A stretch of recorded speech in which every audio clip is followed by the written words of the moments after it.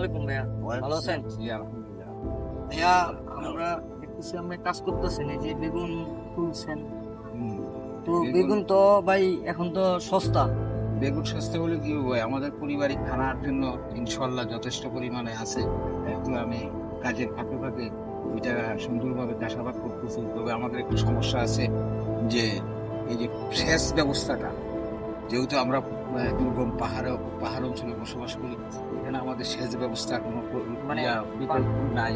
তাইলে আমাদেরকে যদি কিছু সেচ ব্যবস্থার ব্যবস্থা করে দিতে পারতো, তাহলে আমরা ক্ষুদ্র ক্ষুদ্র কৃষকরা একটু সুন্দরভাবে চাষাবাদ করে নিজেও স্বাবলম্বী হতে পারতাম। তারপরে এটা দিয়ে আমাদের ছেলে মেয়েদের লেখাপড়ার খরচটাও যোগানো যাইতো। হ্যাঁ, এতে আপনারা কোন জায়গা থেকে আসছেন ভাই? ভাই আমি জিবি ভাইরাল নিউজ পেজের পক্ষ থেকে আসছি। তো আমি দীর্ঘদিন দেখতাম আপনি এই সবসময় এখানে খাটাখাটি করেন, মানে জি। পানি দিতেছেন, রাত্রেও কাজ করেন এটার ভিতরে। এখন দেখতেছি সবজি তুলতেছেন, তাই আপনার কাছে আসলাম আর কি। আপনারা আসার জন্য আপনাদেরকে আমি অনেক অনেক ধন্যবাদ জানাই। এই আমার আজকে এই এখানে 40 বছর যাবৎ আমি কৃষিকাজ করতেছি। কোনো সাংবাদিক বা কোনো পেজের লোকের সম্মুখীন আমি হই নাই।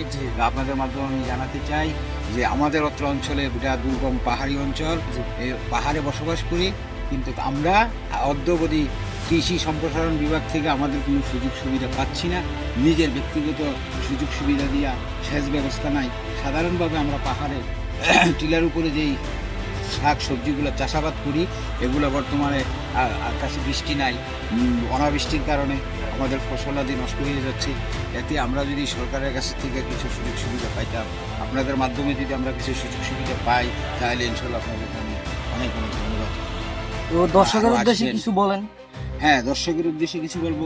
আমার মতো ক্ষুদ্র প্রান্তিক চাষি যারা আছে, বাসা বাড়িতে থাকি, অবসর সময় একটু একটু চাষাবাদ করে দু চারটা এই বেগুন, টমেটো, তারপরে আরও আরও বিভিন্ন বিভিন্ন অনেক সবজি আছে, সেই সবজিগুলো যদি আমরা একটু ভালোভাবে চাষ করে নিতে পারি, তাহলে আমরা প্রত্যেকটা দর্শক স্বাবলম্বী হতে পারবো এবং সবার বাচ্চা কাচ্চাদের লেখাপড়ার যে সামথিং কিছু খরচ আছে, সেই খরচটা আমরা এখান থেকে পুষিয়ে নিতে পারি। অনেক ধন্যবাদ ভাইয়া আপনাকে। আমাদের চ্যানেল নতুন, চ্যানেলের জন্য একটু দোয়া করবেন। আমাদের ফেসবুক পেজের জন্য একটু দোয়া করবেন।